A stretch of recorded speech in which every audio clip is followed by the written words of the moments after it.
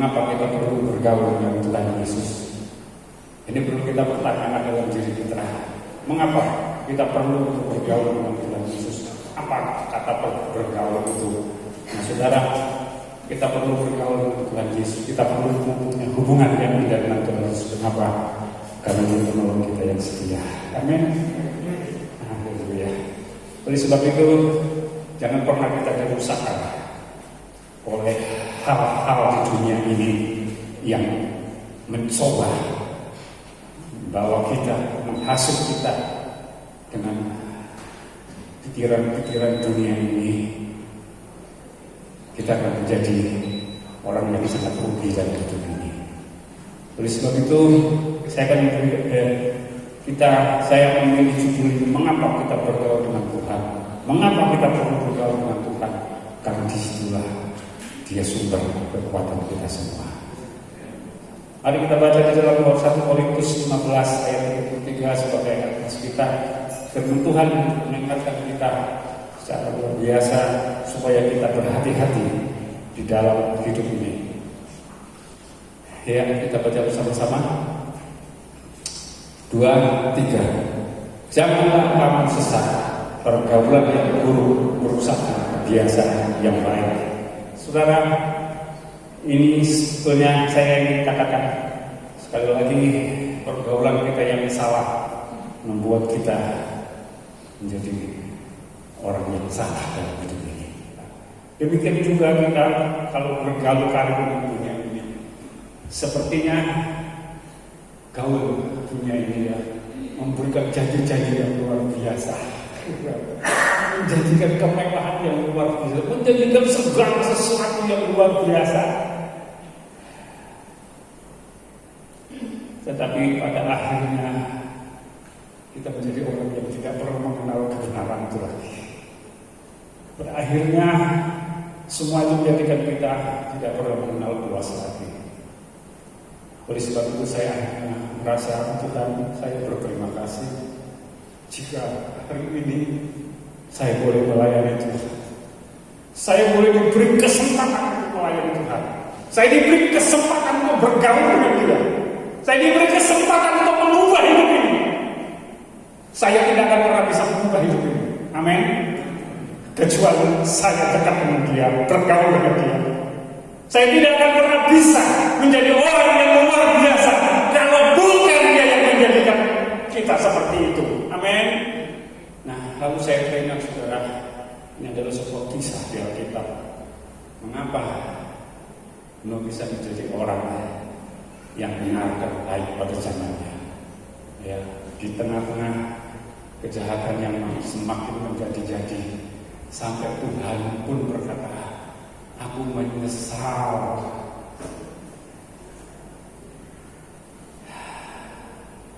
Tuhan berkata sendiri, aku menyesal telah menciptakan manusia. Ternyata manusia menyibukkan hatiku karena kejahatan semata-mata yang dilakukan dalam hidupnya. Saudara, kata itu sungguh luar biasa sebetulnya, menyentuh saya. Seringkali saya menganggap bahwa saya orang baik, ternyata setelah saya makin dekat dengan Tuhan, saya menyadari firman Tuhan benar bahwa kebaikan saya seperti apa? Kita berkata kain yang merah. Kalau Pak Harsono bilang gombal, gombal itu adalah kain yang dibuat sobek dan tidak pernah dicuci berhari-hari, jadi begitu kotornya. Nah saudara, tetapi Nuh bisa tetap menjadi orang yang setia dan taat benar di jalannya. Kita bertanya, kenapa kok bisa begitu? Mari kita lihat sekali dia latar belakang kehidupan pada zaman Kejadian 6 ayat 5 sampai 7. 2, 3. Ketika dilihat Tuhan bahwa kejahatan manusia besar di bumi dan bahwa segala kecenderungan hatinya selalu membuat kejahatan semata-mata, maka menyesal Tuhan bahwa Ia telah menjadikan manusia di bumi dan hal itu membingungkan hatinya. 7.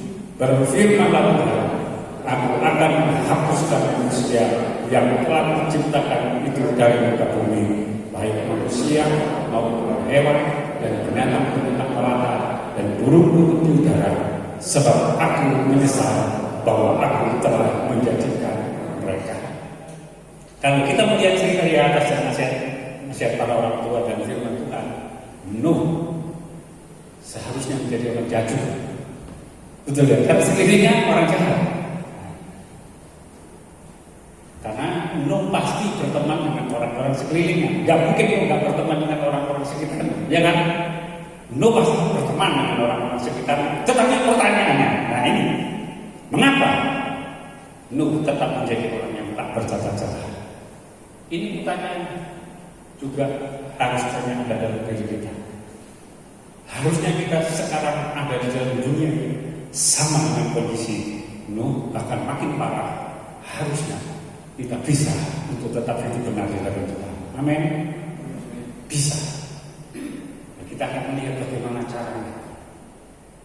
Lalu pertanyaan yang kedua, apakah memang orang luar biasa sehingga tidak terpengaruh oleh orang-orang sekeliling? Nah ini kita pertanyakan, benarkah orang luar biasa? Tentu tidak. Dia sama dengan saudara dan saya. Amin. Tetapi sekarang, apa yang membuat luar biasa?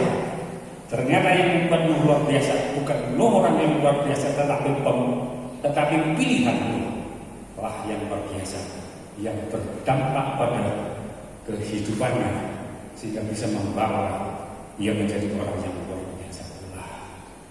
Kita melihat Kejadian 6 ayat 8, Kejadian 6 ayat 8 sampai 9. 1, 2, 3. Tetapi Nuh mendapat kasih karunia di mata Tuhan.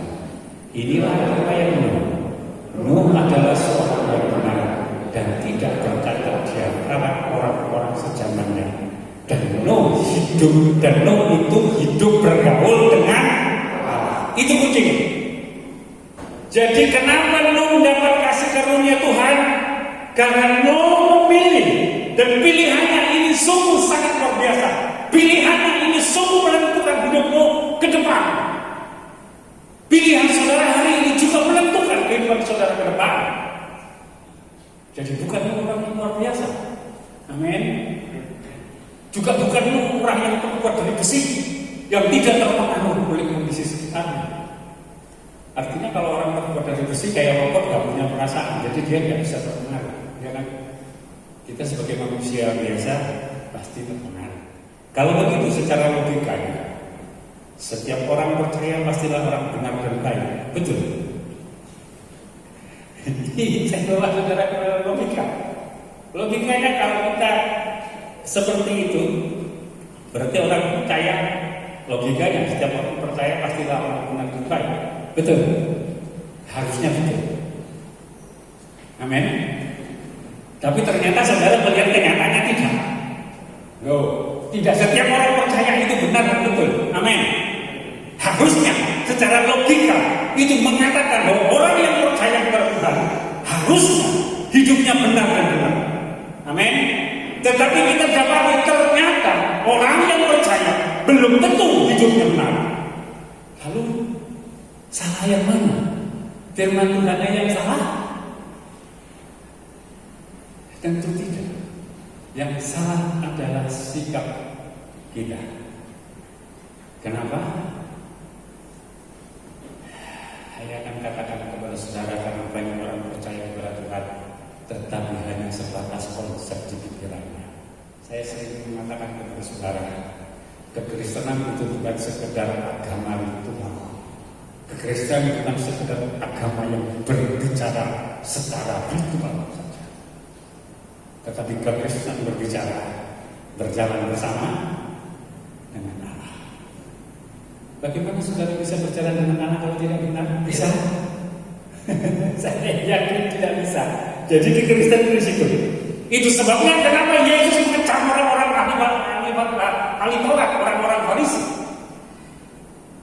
Seringkali mungkin saudara membaca di perjanjian baru, ada di perjanjian baru orang Farisi yang beragama seperti itu dikecam Tuhan Yesus. Harusnya Tuhan Yesus itu memuji orang Farisi, betul enggak? Logikanya ya, karena dia melakukan pelayanan yang sangat ketat.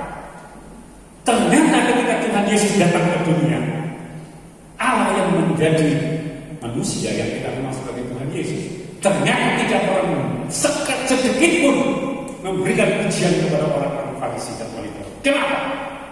Ini kita bertanya. Ternyata mereka adalah orang yang hanya beragama secara ritual, tetapi tidak berjalan dengan Allah. Nah, kita baca supaya saudara tidak tersalah. Matius 23 ayat 27 sampai 28. Kita baca bersama-sama. Celakalah kamu, hai orang-orang dan orang-orang Farisi, hai kamu orang-orang munafik, sebab itu sama seperti kuburan yang dilapuk putih, yang sebelah luarnya memang bersih tanahnya, tetapi yang sebelah dalamnya berbetulan berulang dan berbagai jenis perbuatan. Demikian juga di sebelah luar kamu tampaknya benar di mata orang, tetapi di sebelah dalam kamu penuh kemunafikan, keburukan. Saudara, jadi orang yang demikian banyak orang percaya yang seperti orang Farisi yang menjalankan agamanya mentah, tetapi Tuhan tidak pernah memujinya. Jadi berbahagialah saudara punya Allah Tuhan Yesus. Mari kita berjalan bersama dengan Dia, sehingga ketika Dia datang pada hari ini, Dia tidak mencela kita, tetapi Dia mengatakan, hai hamba-Ku yang baik. Amin. Saya rindu dengan hai hamba-Ku yang baik. Masuklah ke dalam kesukaan Tuhan. Saudara, satu hal itulah mengapa kita perlu berdoa dengan Tuhan. Jika saudara tidak pernah berdoa dengan Tuhan, saudara menjadi orang yang beragama seperti orang Farisi. Amin. Hanya saya juga seringkali merasa makin saya merenungkan firman Allah, saya merasa semakin saya seperti orang. Saya ingin memperbaikinya. Saya ingin mengatakan kepada Tuhan, Tuhan, saya ingin hidup saya hari ini lebih baik daripada kemarin. Karena hanya Tuhan yang mampu mengubah hidup kita. Amin. Jadi ketika saudara dan saya bergaul dengan Tuhan, Dialah yang mengubah kita menjadi orang benar. Dengan cara apa? Firman yang kita dengar setiap hari akan mulai mengerjakan sesuatu yang benar dalam hidup kita. Jadi saudara jangan mengabaikan kepada kekuatan ibadah sungguh luar biasa. Karena firman itu tanpa disadari akan bekerja di dalam kehidupan kita, menjadikan saudara orang benar di hadapan Allah. Betapa luar biasanya kita punya anak seperti Yesus Kristus Tuhan kita. Nah saudara, itu yang pertama. Yang kedua, mengapa kita perlu bergaul dengan Allah? Kalau tadi Dia mau menjadikan kita menjadi orang yang benar, dan firman-Nya itu yang memberi kita membersihkan hati kita. Yang kedua, karena Allah memberikan kesanggupan kepada kita untuk mentaati firman-Nya. Apakah kita bisa mentaati firman Tuhan? Saya yakin kita sulit. Kenapa? Karena kita memang orang yang sedang dikuasai oleh kehendaknya. Sehingga kalau kita menjalankan dan mentaati firman Allah itu sulit, saudara. Oleh sebab itu kita perlu bergaul dengan Allah sehingga kita bisa mentaatinya, mentaati firman Tuhan di dalam kehidupan kita. Allah memberikan kesanggupan kepada Nuh. Jadi Allah itu membuat Nuh mentaati perintahnya. Kenapa? Nuh diperintahkan oleh Tuhan itu apa? Membuat bahtera yang besar itu sekarang kelihatannya kecil. Karena saudara sudah melihat kapal besar sekarang yang dibangun dengan teknologi luar biasa. Tapi coba perhatikan, kapal yang dibangun Nuh zaman itu adalah kapal yang paling spektakuler pada zaman itu. Saya akhirnya bisa membayangkan, saudara. Lalu hanya di kapal sekarang ini dikerjakan pabrik ya, kapal biasa pakai orang banyak. Ternyata Nuh mengerjakan kapal besar pada zamannya itu cuma dikerjakan oleh siapa? Orang banyak. Tidak dikerjakan oleh keluarganya sendiri. Nuh, istrinya dan anaknya. Tidak ada yang membantunya. Dan alat yang dipakai juga alat sederhana. Lalu saya hanya berpikir, hebat ya, kok bisa? Akhirnya saya mulai mengambil satu kesimpulan. Ternyata kalau kita bergaul akrab dengan Allah, Allah memberikan kita kesanggupan untuk itu. Walaupun itu berat. Coba saudara bayangkan, sudah berat membuat kapal yang begitu luar biasa besar pada zamannya, bahkan menghabiskan waktu 100 tahun. Kira-kira kalau saudara ini melakukan bosan ya? Mungkin sampai mati bosan saja. Tetapi kenapa? Nuh tidak bosan. Itu saya lihat tadi. Kalimat frasa yang mengatakan karena Nuh bergaul dengan Allah. Itu yang kalimat yang kelihatannya sederhana, tetapi ternyata membawa dampak yang luar biasa di dalam hidup. Dan itu juga akan terjadi dalam hidup saudara dan saya. Ketika kita bergaul dengan Allah, Dia akan memberikan kesanggupan supaya kita mentaatinya. Kita baca Kejadian 6 ayat 22. 2, 3. Lalu Nuh melakukannya semuanya itu tepat seperti yang dikatakan Allah kepadanya. Demikian Dia lakukannya. Mungkin saudara merasa kalau membaca ayat ini saudara baru memuji Nuh hebat. Tapi buat saya bukan Nuh yang hebat, tetapi Allah yang hebat yang membuat Nuh seperti itu. Amin. Jadi ternyata segala sesuatu yang hebat di dalam diri manusia, ada yang mendorongnya, ada yang membuat demikian. Amin. Seperti benda-benda yang berharga dan bagus tidak akan jadi dengan sendirinya. Pasti ada yang kita akan bandingkan dengan Adam. Saya ingin membandingkan dengan Adam. Mengapa Adam dan Hawa yang berada di Taman Eden? Taman itu sempurna ya, Taman Eden.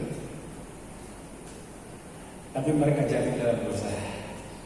Padahal lingkungannya tidak dosa. Lingkungannya tidak seperti lingkungannya. Tapi mengapa Adam dan Hawa jatuh? Dan dia melanggar kebenaran firman Tuhan. Dia tidak taat kepada Tuhan. Padahal bukan Adam dan Hawa tidak disuruh membuat bahtera menghabiskan waktu 100 tahun ya. Tapi disuruh apa? Disuruh apa? Hanya jangan makan buah pengetahuan baik dan buruk. Titik. Lebih sulit mana? Dengan Nuh. Tapi kenapa Adam dan Hawa melakukan? Akhirnya saya mulai mendapat satu kesimpulan ketika saya memperhatikan ini. Ternyata Adam dan Hawa membiarkan dirinya dibujuk oleh oknum yang lain. Sama seperti kita kalau kita jauh dari Tuhan, maka kita akan mendengar pendapat-pendapat yang dipelintir-pelintir kayaknya indah, tapi mematikan. Ternyata saya mulai mendapati Adam dan Hawa untuk bergaul dengan Allah. Walaupun dia di Taman Eden, walaupun dia ada dekat bersama dengan Tuhan secara fisik, tetapi dia jauh hatinya daripada Tuhan. Mungkin saudara hari ini dengan saya, dengan Tuhan itu kita tidak terlihat seperti jauh. Tetapi kalau saudara bisa bergaul dengan Allah itu juga, di mana dia? Dia bisa ada di dalam hati kita. Dia bisa kita ajak berdialog. Oleh sebab itu, ketika saudara dan saya selalu memberikan prioritas kepadanya, saudara-saudara sedang berjalan bersama dengan Allah. Jika kita tidak memilih untuk bergaul dengan Allah, apakah kita layak menyambut kedatangannya? Ini pertanyaan yang saudara perlu jawab dalam hati saudara sendiri. Kalau saudara tidak bergaul dengan Allah, ketika dia datang, layakkah saudara menyambut kedatangannya? Saya khawatir kita masuk kategori 5 gadis yang buruk. Penderitaan ke depan itu makin mengerikan. Kita baca Daniel 12 ayat 1. Coba kita lihat saudara. Oleh sebab itu mari kita bergaul dengan Allah, karena kita tidak pernah tahu kapan hari kedatangan Tuhan Yesus. Tanda-tanda sudah semakin dekat dalam hidup ini. Mari kita baca bersama-sama 2-3. Pada waktu itu juga akan muncul Mikael, pemimpin besar yang akan mendampingi anak-anak bangsa mereka ini mereka, dan akan ada suatu waktu kesesakan yang besar seperti yang belum pernah terjadi sejak ada bangsa-bangsa sampai pada waktu itu. Tetapi pada waktu itu bangsa akan terkumpul, yang barang siapa yang didapati namanya tertulis dalam kitab itu. Amin. Jadi jika saudara bergaul dengan hari ini, saya percaya itu menentukan masa depan saudara. Jadi waktu kedatangan Tuhan kita layak untuk menyambut kedatangannya, sehingga kita bersama-sama boleh diangkat. Memang kita tidak akan pernah mati semuanya, tetapi Tuhan akan mengangkat dan mengubah hidup kita dari tubuh fana ini menjadi tubuh yang penuh dengan kemuliaan. Nah saudara, ternyata ini juga dipertegas oleh Tuhan Yesus. Mari kita bandingkan dengan Matius 24 ayat 21 sampai 22. 2-3. Sebab pada masa itu akan terjadi siksaan yang dahsyat seperti yang belum pernah terjadi sejak awal dunia sampai sekarang, dan yang tidak akan terjadi lagi. Dan sekiranya waktunya tidak dipersingkat, maka dari segala yang hidup tidak akan ada yang selamat. Akan tetapi mereka orang-orang pilihan, waktu itu akan dipersingkat. Belum pernah terjadi, ya, terjadi siksaan yang dahsyat seperti yang belum pernah terjadi sejak awal dunia sampai sekarang. Jadi kita bisa membayangkan betapa hebat siksaan itu akan datang. Oleh sebab itu saya katakan sangat perlu kita bergaul dengan Allah pada hari ini.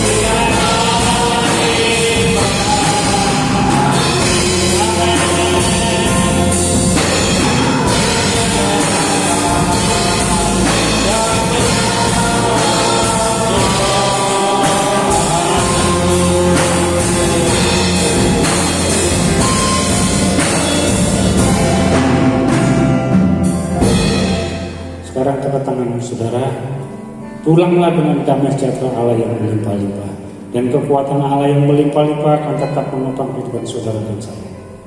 Dan berkat-berkat Allah secara jasmani yang melimpah-limpah akan memelihara saudara dan saya walaupun di tengah-tengah kesulitan yang ada. Terima kasih Bapa. Semua ini kami peroleh dalam persekutuan dengan Allah Bapa dan Putranya yang tunggal, Yesus Kristus Tuhan kita. Dan Roh Kudus menjamin saudara dan saya akan menikmati setiap janji-janji Allah.